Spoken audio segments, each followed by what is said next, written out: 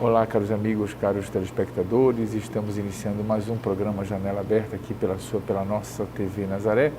E o programa de hoje vai falar sobre um assunto pela primeira vez no Janela, que é um documentário que foi lançado recentemente no YouTube que fala sobre missa de ladainha. Você já ouviu falar sobre missa de ladainha? Eu nunca ouvi falar não sobre missa de ladainha. É uma missa antiga que se rezava, antigamente as missas eram de ladainha, mas é a primeira vez que a gente vai falar sobre isso no documentário que tá no YouTube, esse documentário. A gente vai conhecer um pouco mais sobre essa elaboração desse documentário. Estou recebendo aqui nos nossos estúdios o autor desse documentário, o Renato Sinimbu, que ele é historiador, né, músico e historiador, é isso? Boa noite, Renato, seja bem-vindo no nosso estúdio, né? Obrigado pela sua entrevista, pela sua ceder essa entrevista para nós hoje, seja bem-vindo. Obrigado, boa noite, Giacomo, é um prazer falar para vocês um pouco sobre esse documentário. Certo, eu queria perguntar primeiramente como foi que surgiu, né, esse seu interesse para fazer uma missa de ladainha. Primeiro vamos explicar o que é uma missa de ladainhas, né, para o nosso telespectador entender, o que é isso? Pois é de conhecimento amplo, né, que uma missa de ladainha geralmente ela é conduzida por um capitulador, né, que é alguém que capitula, né, essas rezas, né, cantadas em latim e acompanhadas por um grupo de pessoas, né, que tem a função de responder, né, a essas rezas. Só que esse documentário ele não trata desse tipo de ladainhas, e sim de uma ladainha que era produzida de uma forma muito intensa durante as décadas de 40 até a década de 70, mais ou menos, e que era realizada, né, por uma orquestra, né, e por um cantor que cantava música erudita. Então, o grande trunfo desse achado e desse documentário é mostrar para as pessoas esse outro tipo de ladainha, esse outro tipo de música, né? É uma música erudita religiosa, que era produzida dentro das grandes catedrais, que era encomendada por autoridades para celebrar grandes feitos, né? E é sobre isso que trata o documentário. Quer dizer, não é aquela missa do domingo normal, não é aquela missa do dia a dia do domingo, não era, não. É uma missa assim solene e cantada para datas especiais, é isso? Para datas especiais. É uma missa de ladainha cantada para datas especiais, isso? Eram missas em latim? Eram missas... Eram encomendadas. Entendi. Né? Eles procuravam esses grandes maestros, né, que tinham um conhecimento nesse universo religioso e erudito e encomendavam esses arranjos. Aí o maestro fazia os arranjos, contratava a orquestra e essas orquestras se apresentavam nesses eventos. Ah, tá. E era de ladainha porque tinha eram cantados como se fosse uma ladainha, era isso? Eu acredito, como historiador, eu já vou falar um pouco assim internamente sobre o que eu penso. Eu acredito que essas missas, elas faziam parte da tradição católica, né, de outrora, né? A tradição que perpassou pelo século XIX, que adentrou o século XX, né? Desses ritos, da época em que as missas eram rezadas, né, que os padres rezavam de costa para o público, né? E que existia um tratamento muito mais rebuscado, né, dessas músicas que eram apresentadas. Eu acredito que é uma herança disso aí. Certo.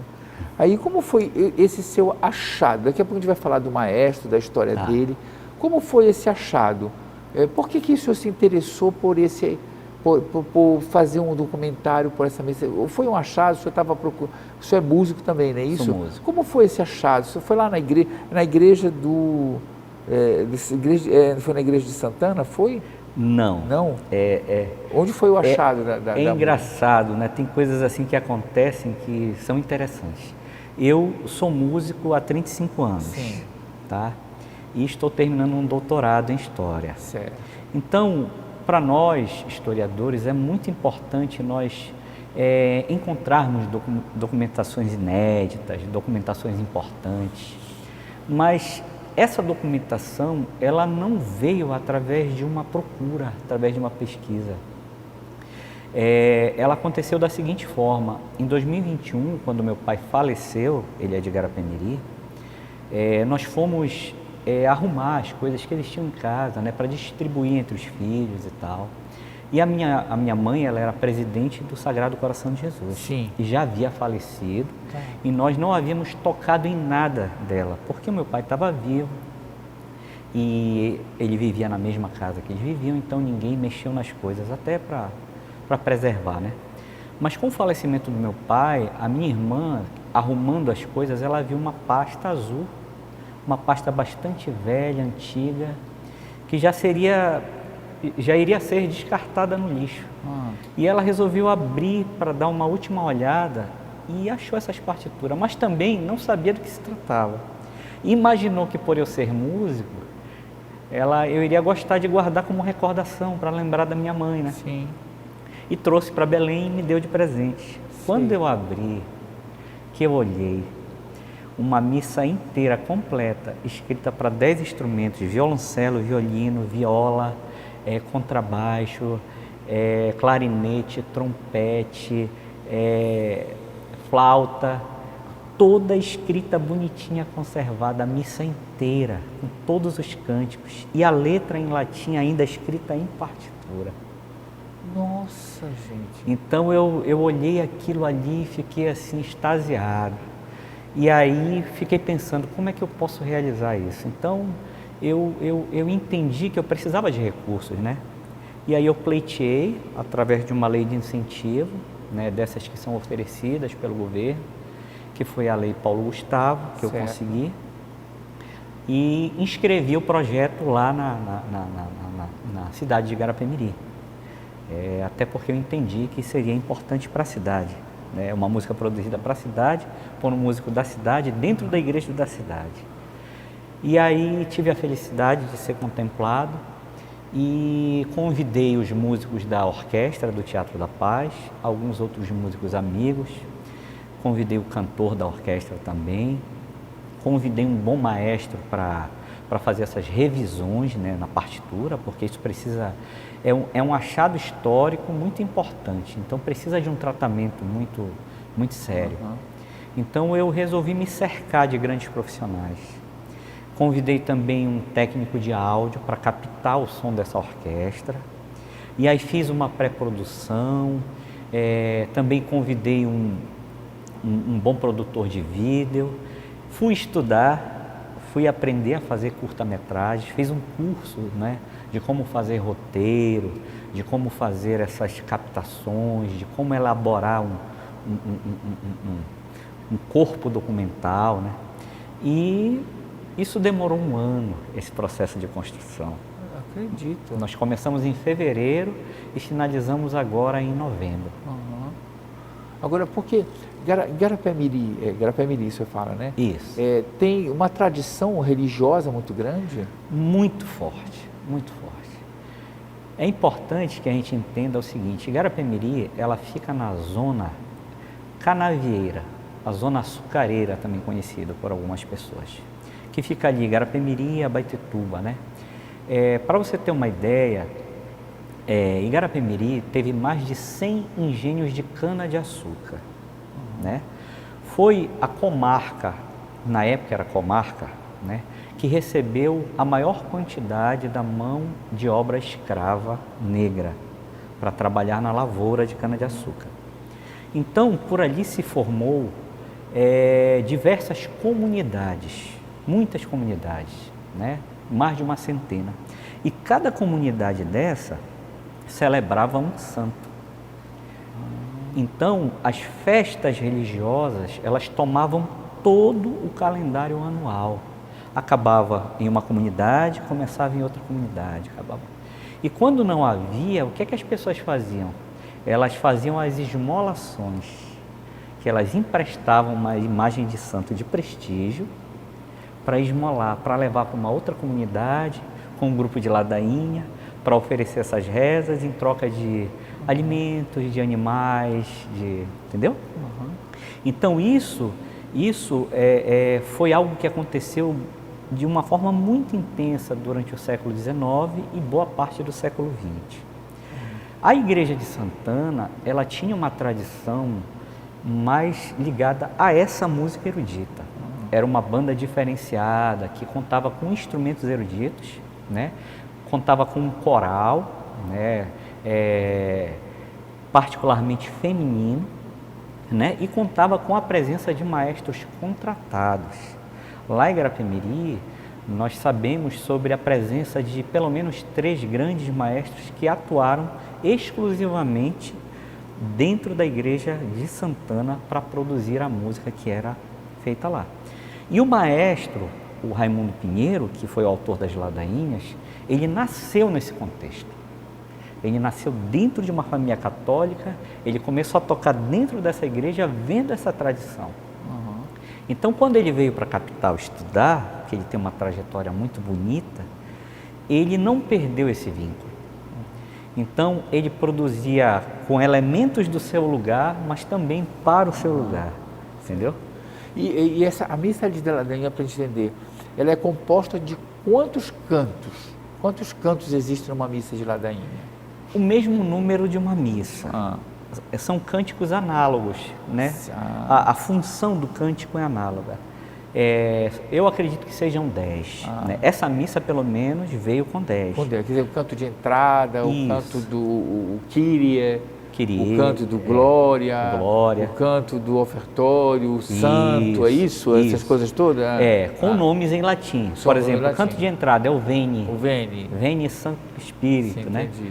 Aí temos o Kyrie eleison, né? Temos o Glória Patri, temos a invocação, Subtum e por aí vai. Entendi. Aí tem que ser todos cantados em latim, normalmente com coral, é isso? Em latim. E orquestra? Ou coro? Não, nem sempre com coral. Essa missa, por exemplo, ela estava escrita para uma voz só. Uma voz? Era para uma voz. Só que os arranjos da orquestra, eles preenchem todo esse espaço. E o canto em latim, por um cantor erudito, ele soa de uma forma diferente. Né? Cantado em latim, ele traz uma aura. O que eu achei muito bonito disso tudo é o sentimento que isso causa em você. Entendeu? Muito bem, estou entrevistando aqui o Renato Sinimbu, que é músico, historiador, que fez essa descoberta da missa de ladainha, né? Escrita pelo maestro, né? Raimundo Araújo Pinheiro, que a gente vai conhecer daqui a pouquinho um pouco a história, a trajetória desse maestro. Ele é paraense, né? Paraense. Miriense. Hein? De Guarapé-Miri. Tá certo, tá bom? A gente vai para o nosso apoio cultural e voltamos daqui a pouquinho. TV Nazaré, Amazônia, falando para a Amazônia.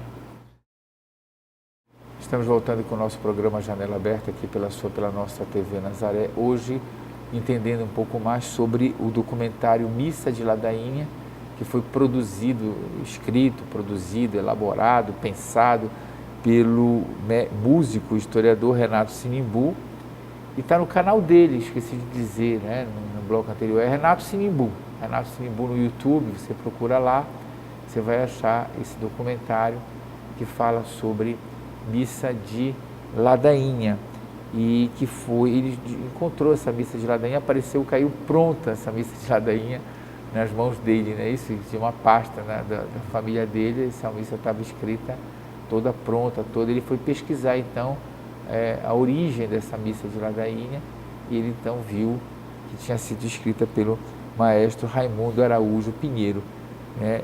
Miriense, não é isso? Miriense. Miriense, de Guarapé-Miri. Então, quem foi? Apresenta para nós esse nosso querido Raimundo, esse maestro. Qual foi a importância dele para a música paraense? Pois é. O maestro Raimundo de Araújo Pinheiro, ele é um personagem que teve uma carreira suntuosa na música. Você já vai entender quando ele contar os feitos dele, mas ao mesmo tempo desconhecida. É algo bastante contraditório, né? Um dos objetivos dessa pesquisa foi também querer mostrar ao público esse grande músico, né, esse personagem, que eu acho que não foi, historicamente, não teve o tratamento merecido pela história. O maestro Raimundo de Araújo Pinheiro, ele nasceu em 1917, em Igarapé-Miri, né? Então ele viveu ali a sua infância, né, em meio a essa tradição católica muito forte, né? E ele teve as suas primeiras aulas com um outro maestro que era da banda, chamado João Valente do Couto. E no final da sua infância, no início da sua adolescência, ele precisou mudar para Belém.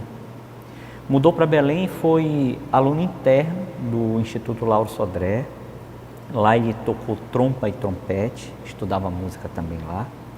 E depois, quando ele saiu, ele entrou no Conservatório Carlos Gomes, né, onde ele foi estudar violino. O maestro viajou para fora, né, do estado, foi para o Rio de Janeiro, estudou no Instituto Guerra Peixes, que é um instituto bastante famoso, bastante conceituado, por ser um instituto que trata especificamente de músicos de corda, né? Estudou arranjo, orquestração e voltou como um maestro, né? Aqui ele participou do diretório acadêmico do Carlos Gomes e ele fundou a orquestra da Universidade Federal do Pará. Ele fundou e dirigiu a orquestra da Rádio Marajoara, na época que haviam aqueles programas de rádio, né? Que o calouro cantava e tinha que ter o maestro. Tinha que ter o maestro. Ele era um maestro, né? E ele também, fundou juntamente com o maestro Valdemar Henrique, a Academia Paraense de Música. Veja bem aonde é que ele está atuando, aonde é que ele está contribuindo, né? Isso nós estamos falando só de uma questão social da música, né? É uma pessoa que está ali também definindo os rumos, né, da música paraense, se preocupando com a questão de organização.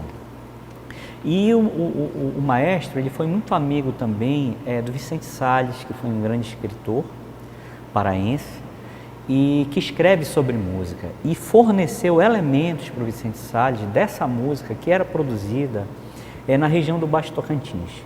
Então, as informações que existem no livro Sociedade de Alter, por exemplo, do Vicente Salles, sobre a música que era produzida no final do século XIX, no início do século XX, dessa região, foram organizadas, catalogadas e fornecidas pelo maestro Raimundo Pinheiro, né?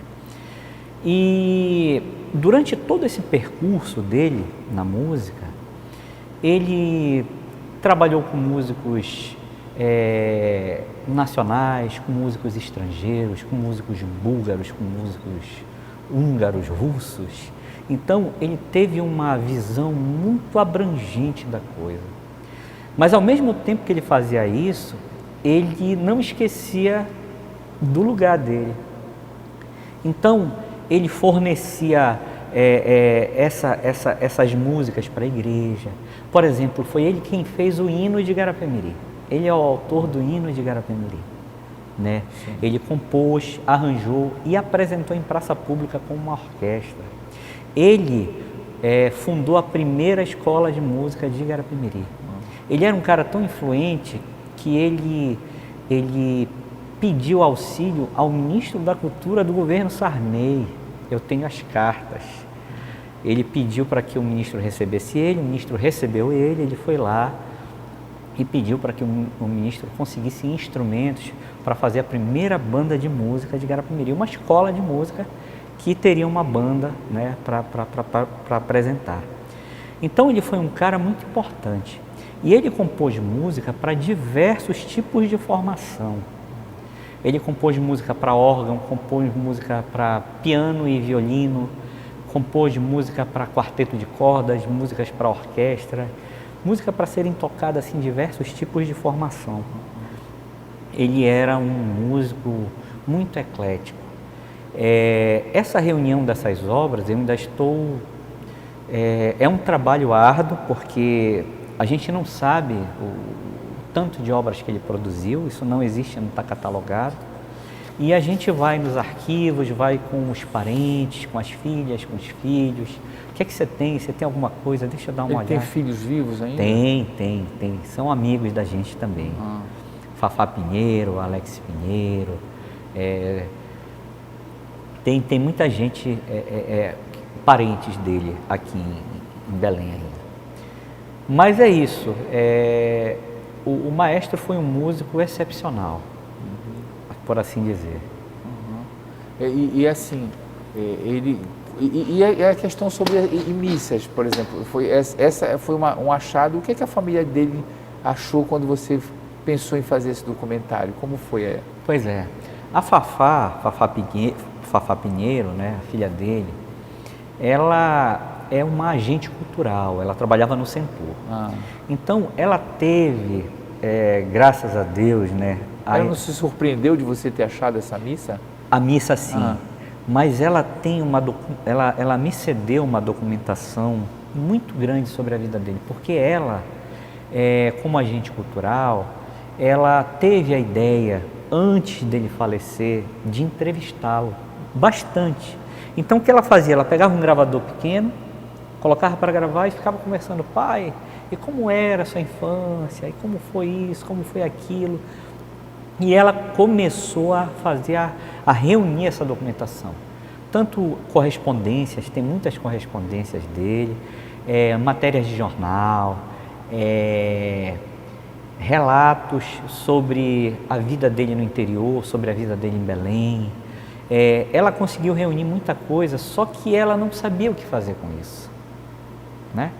Então, quando eu fui até ela entendeu que seria importante ela me ceder essa documentação para que eu pudesse efetivamente produzir trabalhos sobre ele, entendeu?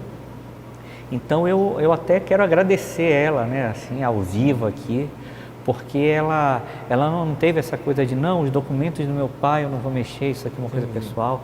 Ela pensou de uma forma muito mais importante, vamos dizer assim, né? Que é mostrar mesmo a vida dele, mostrar as obras dele. Ele se apresentou no Teatro da Paz várias vezes? Bastante, muito. Eu tenho muitos panfletos. Você tem isso? Tenho, de apresentações dele no Teatro da Paz. Muitos, desde a década de 30, de 40, muitas apresentações. Tenho entrevistas em programas de TV dele. Tem, tá tudo no documentário. Você conseguiu isso tudo? Fui atrás de tudo. Como eu lhe falei, foi um ano de pesquisa, um ano se debruçando nos arquivos, tentando catar as coisas que podia, né? Ligar os pontos. Agora, você pegou essa missa dele, você sabe de uma outra missa que ele tenha escrito? Pois é, eu tenho conhecimento que existiram pelo menos mais 2 grandes maestros que trabalharam nesse universo. Um foi o maestro Isoca, que é um maestro de Santarém, tá? Ele é um cara que tem uma produção também muito consistente em vários aspectos musicais, e eu tenho conhecimento que ele produziu também bastante para uma das igrejas de Santarém. Mas você não tem... Não tenho acesso a ele. Não tenho acesso a ele ainda. No seu documentário, a missa, a gente ouve um pouquinho da missa? Toda. Você ouve toda a missa? Toda a missa. Eu apresento, eu não queria apresentar a missa de uma forma enfadonha. Vamos supor, colocar a missa do início ao fim. Não, porque não dá, né, também, não dá, né?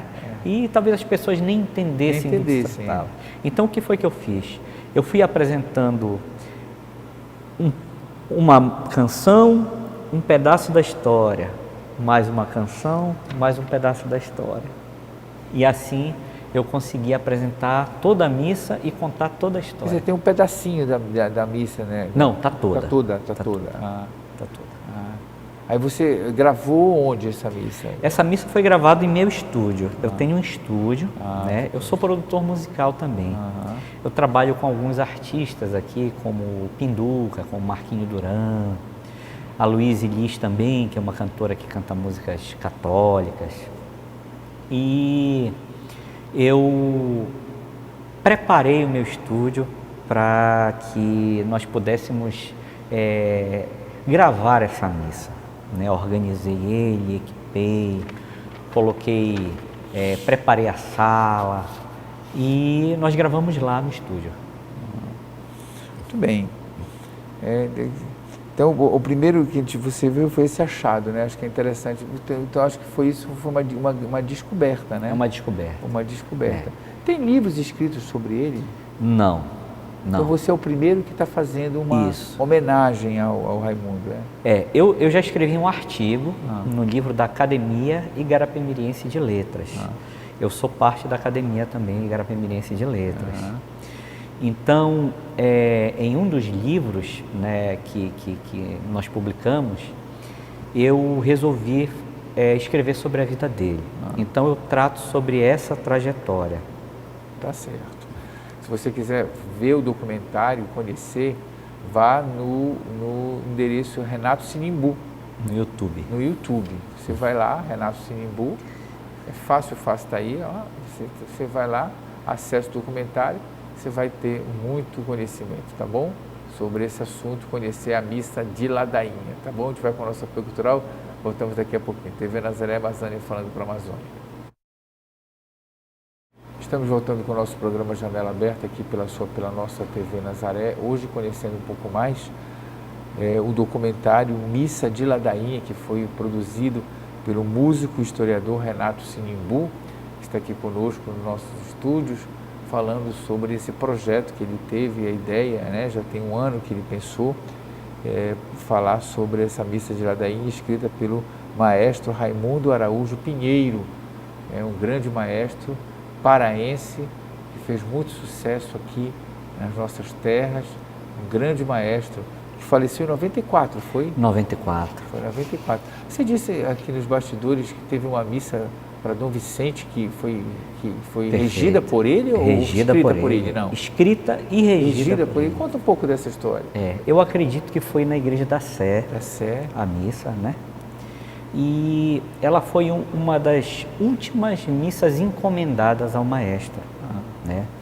Ele também escreveu para uma orquestra, ele levou essa orquestra para dentro da igreja. Foi uma missa cantada pela cantora Márcia Adverte, que é uma cantora também que atua no âmbito erudito. E pelo que eu consegui obter nas documentações, foi uma missa diferenciada, né? Foi um pedido para que ele elaborasse, né, esses cantos de uma forma diferenciada. Então ele era amigo de Dom Vicente, era? Isso, amigo conheceu... Conhecia Dom Vicente, Dom Alberto Ramos. Isso. Ele era muito católico, era? Era muito católico. Ele era devoto de Santana. As últimas palavras dele sobre a vida dele falam sobre a igreja, sobre Santana, falam sobre a fé. É muito bonito mesmo. Sim. O depoimento dele ao final da vida dele. Agora, Renato, me diga uma coisa, quais são as dificuldades em produzir um documentário como esse? Reunir pessoas, orçamento, como é que fala um pouco das dificuldades que você teve? Perfeito. Esse projeto, ele era um projeto grandioso, porque ele trata de vários aspectos, né? Nós estamos falando, primeiramente, em um âmbito mais amplo, em história e música. Então, eu tinha que contemplar as duas coisas, né? Se eu fosse somente um historiador, eu não daria conta de fazer a parte musical. E se eu fosse somente um músico, eu não daria conta de fazer a parte histórica, né? E eu resolvi assumir, né, essa empreitada, né, de assumir as duas questões, porque eu entendi que uma sem a outra ficaria um pouco, não seria bem entendido, né, o documentário. Então, historicamente, eu precisava conhecer a fundo a vida do maestro, e para isso eu precisava de muita documentação, né? eu precisava de alguns relatos, eu precisava de feitos da trajetória, eu precisava de tudo isso. Então eu fui atrás disso. A parte musical, ela foi um pouco mais difícil, porque é complicado você reunir uma orquestra, tocando todos ao mesmo tempo, de músicos distintos, né? Eu não sou dono da orquestra do Teatro da Paz, eu não sou dono da orquestra de cinema, por exemplo, assim, de onde vieram também músicos. Mas eu precisava que o tempo dessas pessoas, que eles pudessem disponibilizar o mesmo tempo para mim. Olha, eu preciso gravar vocês na quarta-feira, de 2 da tarde a 10 da noite, por exemplo. Como é que está seu tempo? Como é que está seu tempo? Ah, apareceu imprevisto, cancela a gravação porque faltou um. Tinha que estar todo mundo, né? Eu também não podia gravar separadamente os instrumentos. Por que eu não podia gravar separadamente? Porque não era assim que eles tocavam. Eles tocavam juntos. E como é um documento histórico, eu tenho que ser fiel ao que se fazia naquela época, né? Uma outra questão é sobre a escrita do maestro, né? O maestro, ele escrevia de uma forma, vamos dizer assim, ele produzia muito, né? Mas eu acredito que ele não tinha tanto tempo para fazer a revisão dessas partituras. Então, algumas coisas, quando você junta, você percebe que tem um probleminha ali. Ou faltou uma notinha, ou o compasso ele antecipou. E aí, como é que você vai resolver isso? Né? É uma questão musical. Eu digo, eu vou chamar um maestro que viveu na época, que conviveu com o maestro, que viu como se fazia. Aí chamei o maestro Tinoco Costa. Maestro, vamos sentar aqui, vamos escutar. Abra as grades de partitura, vamos tocar. Opa, bem aqui, parou. Aqui tem um probleminha aqui na viola. Eu acho que essa nota aqui, provavelmente essa aqui, vamos ajeitar. Então tem todo um processo minucioso que o maestro deve ter feito ou faria, né, com certeza, se estivesse vivo, quando estivesse ensaiando, né? Então todas essas questões assim, elas são questões que elas não aparecem quando você reproduz, mas elas precisam ser tratadas, precisam ser cuidadas. E esse cuidado que eu fiz questão de assumir, né, de abraçar, de dizer, ó, se a gente vai apresentar, vamos apresentar de uma forma à altura da história dele, à altura da obra dele, à altura da importância. Ainda há pouco você me perguntou se era um achado inédito, se é algo inédito. Eu acredito que seja. Eu já procurei em todas as plataformas digitais, né, que oferecem música, Deezer, Spotify, YouTube, não existe em nenhum lugar, nenhum registro de uma ladainha tocada por uma orquestra. Então, mas só ele que fez? Não, várias pessoas fizeram, mas não registraram, entendeu? Então, nesse sentido, existe um ineditismo, existe uma importância histórica. E você já pensou na possibilidade de apresentar a missa de ladainha lá em Garapé-Miri para ser cantada na igreja alguma vez? Sim. Sim. Do pároco de lá cantar essa missa? Pois é. Isso não depende tanto da gente, né? A vontade é grande, né? Eu pensei muito na festa de Santana, na festividade, apresentar durante a festividade. E a prefeitura me deu um apoio muito grande, né? Me deu um apoio muito grande para a produção desse documentário.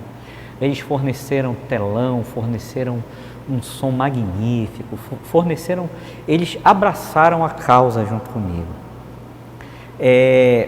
Agora eu vou tentar conversar com as autoridades religiosas, né? Eu lancei o convite ao pároco da igreja quando foi lançado o documentário, mas por algum motivo ele não apareceu. Mas eu espero ter essa oportunidade de oferecer isso, entendeu? Certo. E os ganhos que você vê que vão vir desse documentário?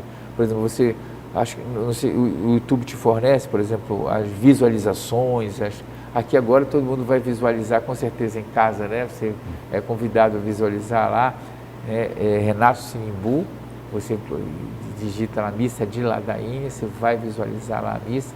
Com esses acessos, quais são os ganhos que você quer ter com esse? Eu não acredito que tenha uma remuneração, digamos assim, alta, né? Porque eu precisaria de muitos acessos. Mas eu nem estou pensando em questão financeira, estou pensando na questão, sim, no ganho mesmo. Eu penso mais no ganho pedagógico. Pedagógico mesmo, né? Ganho moral, ganho religioso, isso. Ganho do patrimônio mesmo. Patrimonial da fé, da cultura. Perfeito, né? Perfeito. Você tocou no ponto que me moveu e me move até os dias de hoje. Se eu pudesse, eu tenho esse documentário separadamente, sem ser no YouTube. Então isso eu posso disponibilizar para todos os educadores, para todas as igrejas, para qualquer pessoa que me pedir, eu estarei pronto para disponibilizar. Porque o meu objetivo é divulgar. O meu objetivo como historiador social é dar à sociedade um conhecimento histórico que talvez ela ainda não tenha, ou talvez tenha pouco, entendeu? É um objetivo que eu acredito ser até mais nobre do que um objetivo financeiro, né?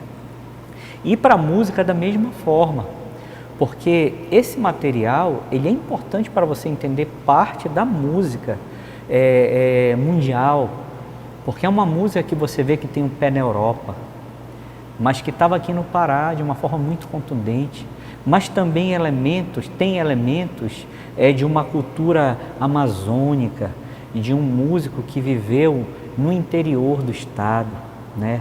Que tem também muito do negro, que tem muito também do europeu, tem muito dos ancestrais. Eu acho que é tudo isso junto. Muito bem.